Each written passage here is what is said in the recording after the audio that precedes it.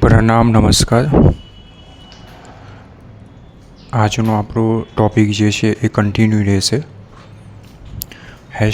#ધર્મ #કર્મ. તો અહીંયા આપણે જાણ્યું કે કર્મ જે છે એ કેવું હોવું જોઈએ, કર્મનો અર્થ શું, સાચેમાં જે છે કર્મનો જે અર્થ જે છે એ કેવું હોવો જોઈએ, કર્મની વ્યાખ્યા શું છે.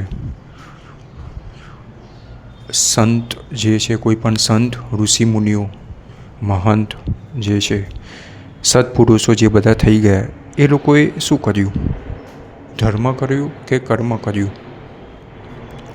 તો અહીંયા જે છે એ સમજવાની બાબત એ છે, આપણે સમજવાનું છે કે કર્મ એટલે જે છે કોઈ જવાબદારી નથી, કોઈ હક નથી, ફરજ નથી, સંબંધ નથી. બરાબર છે. કર્મ છે. કર્મ જે છે કોઈ મોજશોખ નથી. કર્મ જે છે એ કોઈ ઈચ્છા જે છે એ પૂરી કરવી, અને આપણે એવું માનીએ કે ભાઈ ઈચ્છા પૂરી કરો, સંતોષ મળી જશે આત્માને, કે મનને સંતોષ મળી જશે. બરાબર છે. આની જવાબદારી પૂરી કરો એટલે એને સંતોષ થશે કે મારી ફરજ પૂરી થઈ જશે. કોઈ વ્યક્તિનું કર્તવ્ય પૂરું કરી દો, કોઈ વ્યક્તિનું દેવું પૂરું કરી દો. બરાબર છે. મારે કર્મના લેખાજોખામાં નથી આવું. ઘણા બધા આપણા વિચારો છે. બરાબર છે. પણ એ બધું જ શું છે, માત્ર ને માત્ર એક ગણિતિક જે છે એ લોજિકલી જે છે ને એ હું તમને કહું તો માત્ર ને માત્ર શું છે, એક પરિભાષા છે, એક ફોર્મેટ આપણે બનાવી દીધું છે. તો અહીંયા જે છે એ હવે પ્રશ્ન એ ઉદ્ભવે કે ભાઈ આ બધું કંઈ છે નહીં, તો કર્મ શું કરવાનું, તો આપણે કરવાનું શું. તો અહીંયા પ્રશ્ન હવે એ થાય કે યાર કર્મ જે છે એ શું કરવું, કેવું કરવું, કર્મ કરવું કે ના કરવું. આપણે તો એવું જાણતા હતા, એવું સાંભળ્યું છે, એવું જોયું છે કે ભાઈ કર્મ કરો, ફળની આશા ના રાખો. બરાબર છે. પતાવો બધાનું. પણ એવું નથી. અહીંયા કોઈ માપદંડ નથી કે કોઈ આપણે જે છે ને કર્મને જોખવાનું નથી. એ તો ધંધો થઈ ગયો. બધી જ જે બાબત જે છે એ જે તે જગ્યાએ બરાબર છે, પણ જો આપણે તેને માપદંડ તરીકે સ્વીકાર કરીશું તો શું થશે, એ કર્મમાં ઘટાડો નહીં થાય, એ કર્મમાં વધારો થશે, લગાતાર વધારો થશે. બરાબર છે. તો અહીંયા જે છે એ પછી આપણને મનમાં શું પ્રશ્ન ઉદ્ભવશે કે મેં મારા જીવનમાં બધું જ કર્યું, સંબંધો નિભાવ્યા, જે છે ફરજો નિભાવી, જવાબદારી નિભાવી. બરાબર છે. બધું કર્યું, બધાના કામ કર્યા, સેવા કરી, દાન કરી, જે છે દેવ કે દેવીની પૂજા કરી, પ્રાર્થના કરી, આરાધના કરી. બરાબર છે. તીર્થયાત્રાઓ કરી, પ્રવાસો કર્યા, ચારધામની યાત્રા કરી, બધું જ કર્યું. પણ મને સંતોષ કેમ નથી મળતો? મારું અંદરથી મન જે છે હજુ કેમ પીડા છે, પણ પીડાવાળું કેમ છે હજુ? તો અહીંયા એ પ્રશ્ન ઉદ્ભવશે. એનું કારણ શું કે આપણે જે પણ કર્યું, આપણા જન્મ જીવનમાં જે પણ કર્યું, એ બધું જ આપણે જે છે એ કયા ભાવથી કર્યું? માપદંડના ભાવથી કર્યું.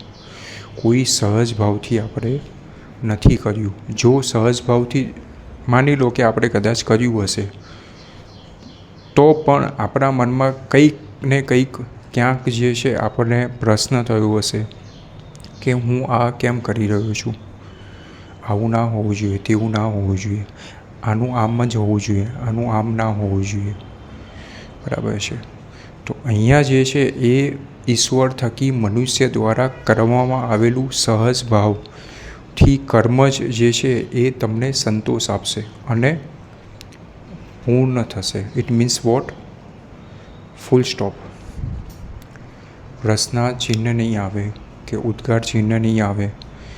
બરાબર છે કે અહીંયા તમારી જે પ્રોસેસ છે એ પ્રોસેસ કન્ટિન્યુ તમારી નહીં રહે. જ્યારે તમે કોઈ પણ કર્મ એટલે કે તમારું જીવન સહજ ભાવથી જે છે તમે જીવશો, બરાબર છે, સારું હોય ખરાબ હોય, બરાબર છે, એ તમે સહજ ભાવથી તેનો માત્ર ને માત્ર સ્વીકાર કરશો કે ભાઈ આ જે વસ્તુ કોઈ પીડા હોય, શરીરની હોય કે મનની હોય કે કોઈ સંબંધની હોય, આપણે એનો સ્વીકાર કરીશું કે નહીં ભાઈ આ મારું છે, મારે ભોગવવાનું છે, મારી પીડા છે, મારે ભોગવવાની છે. તો શું થશે? અહીંયા તમને અમુક સમય સુધી ચોક્કસ જે છે તમને તકલીફ થશે, દુઃખ થશે, તમારો આત્મા અને મન જે છે એ ડૂબાશે કે નેગેટિવ મૂડમાં જતું રહેશે. પણ જો તમે એને જે છે સહજ ભાવથી સ્વીકાર કરશો કે નહીં, જેમ સુખ મારું છે તો દુઃખ જ મારું છે, બરાબર છે. જો મારી કોઈ ઈચ્છા મારી છે તો પીડા પણ એની પાછળની મારી જ હોવી જોઈએ, બરાબર છે. કોઈ વ્યક્તિ જે છે તમને જ્યારે દુઃખ આપે છે, પીડા આપે છે, બોલે છે, ગુસ્સો કરે છે, બરાબર છે, કે તમારા જીવનમાંથી કોઈ વ્યક્તિ જતું રહે છે, તો અહીંયા આપણે શું વિચારીએ છીએ? આ વ્યક્તિએ મને આવું કીધું, આ વ્યક્તિ મારી ઉપર ગુસ્સે કર્યું, બરાબર છે, આ વ્યક્તિ છોડીને જતો રહ્યો, બરાબર છે, કે આ સંબંધ તૂટી ગયો, બરાબર છે. તો અહીંયા આપણે એ બધું જે છે એ આપણે કયા ભાવથી લીધું? એક માપદંડના ભાવથી આપણે એનો સ્વીકાર કર્યો. કોઈ સહજ ભાવથી આપણે સ્વીકાર કર્યો નથી. જો સહજ ભાવથી સ્વીકાર કર્યો હશે કે આ બધું જ મારું છે, ઈચ્છા બી મારી, તેની પાછળનું પીડા પણ મારી, બરાબર છે, સારું સંબંધ પણ મારો, ખરાબ સંબંધ પણ મારો, બધું જ મારું, ઈશ્વરનું, દુનિયાનું, સંબંધનું, મનુષ્યનું, બીજા મનુષ્યનું કે ત્રીજા મનુષ્યનું કે અસંખ્ય મનુષ્યનું, કોઈનું નહીં, બધું જ મારું છે, બરાબર છે. અને હું જે છે એ આજ પછી જે છે કોઈ પણ જે કર્મ હશે કે મારી જીવનશૈલી હશે એ હું સહજ ભાવથી જીવીશ. હું દરેક વસ્તુનો સહજ ભાવથી સ્વીકાર કરીશ. તો શું થશે? એક સમય એવો આવશે કે અહીંયા જે છે ને તમારું ઝીરો થઈ જશે બધી વસ્તુ. એનો મતલબ કે જે કર્મના ચક્કર છે, જે જીવનભરના ચક્કર છે, એ ચક્કર જે છે તમારા જે તે વર્તમાન જન્મમાં જ જે છે એ પૂરા થઈ જશે. ભલે પછી ઈશ્વરે જે છે એ તમારા જે છે એ જન્મો લખેલા હોય, પણ આપણે શું કર્યું કે જે જન્મો લખેલા હતા, બરાબર છે, જે પીડા લખેલી હતી એ બધી જ જે છે એ વર્તમાન જન્મમાં જે છે એ આપણે શું કર્યું? સહજ ભાવથી સ્વીકાર કરી લીધો. તો હવે તમારે જે છે એ 2 મહિના થયા, 3 મહિના થયા, 6 મહિના થયા, 12 મહિના, વર્ષ, 2 વર્ષ, 3 વર્ષ, 5 વર્ષ, 7 વર્ષ, 10 વર્ષ, 12 વર્ષ, 15 વર્ષ, 20 વર્ષ, 25 વર્ષ, 30 વર્ષ, 35 વર્ષ, 40 વર્ષ, 45 વર્ષ ને 50 વર્ષ, 55, 60 વર્ષ, તમે 100 વર્ષ સુધી જીવ્યા. પણ તમે શું કર્યું? ખાલી જીવનમાં સહજ ભાવથી સ્વીકાર કર્યો. સારું જેમ આપણે સ્વીકાર કર્યું ને એમ ખરાબ પણ તમે સ્વીકાર કર્યું, બરાબર છે. કોઈ તમને જે છે ખરાબ શબ્દ બોલી ગયું, કોઈ તમારી ઉપર ગુસ્સે થઈ ગયું, કે કંઈ વાંધો નહીં, બધું જ શું છે? મારું છે. જો તમે આ ભાવથી, આ વિચારથી તમે તમારા જીવનમાં આગળ વધશો તો દુઃખ જે છે એ તમને દુઃખ નહીં લાગે. અમુક સમય પછી તમારી જે પીડા છે મનની, એ તમને પીડા નહીં લાગે. અમુક સમય પછી તમારી જે ઈચ્છા છે એ અમુક સમય પછી ઈચ્છા નહીં લાગે. તમારો જે ખોટો કે સારો સંબંધ છે એ તમને સંબંધ નહીં લાગે.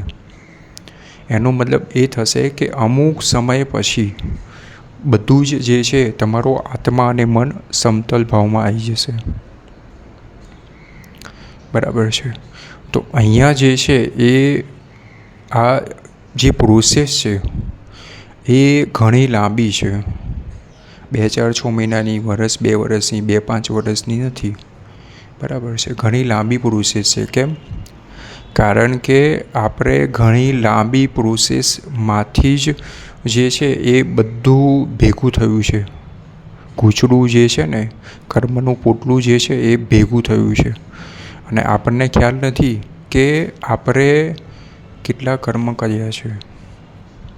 બરાબર છે.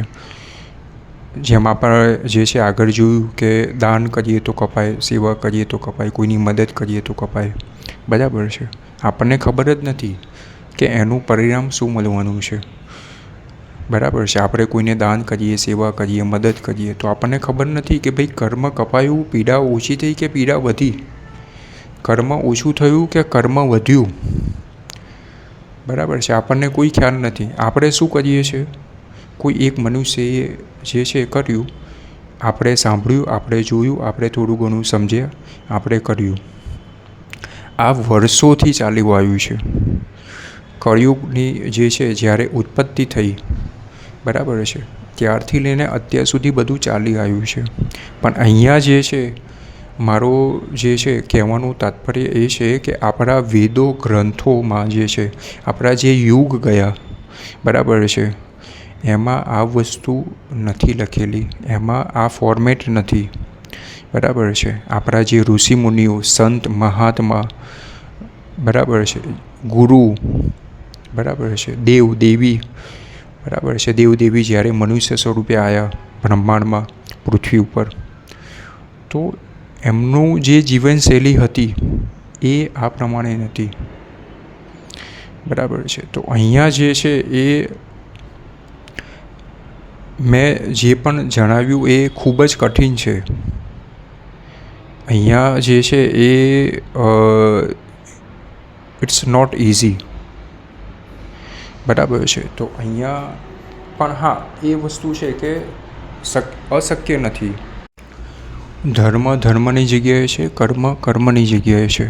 યાદ રાખજો, ધર્મની અંદર કર્મ આવે છે, કર્મની અંદર ધર્મ ક્યારેય નથી આવતું. બરાબર છે. તો અહીંયા જે છે આજનો આપણો ટૉપિક જે છે એ હતો #ધર્મ #કર્મ. તમે શું ફોલો કરી રહ્યા છો? ધર્મ, કર્મ કે બંનેને?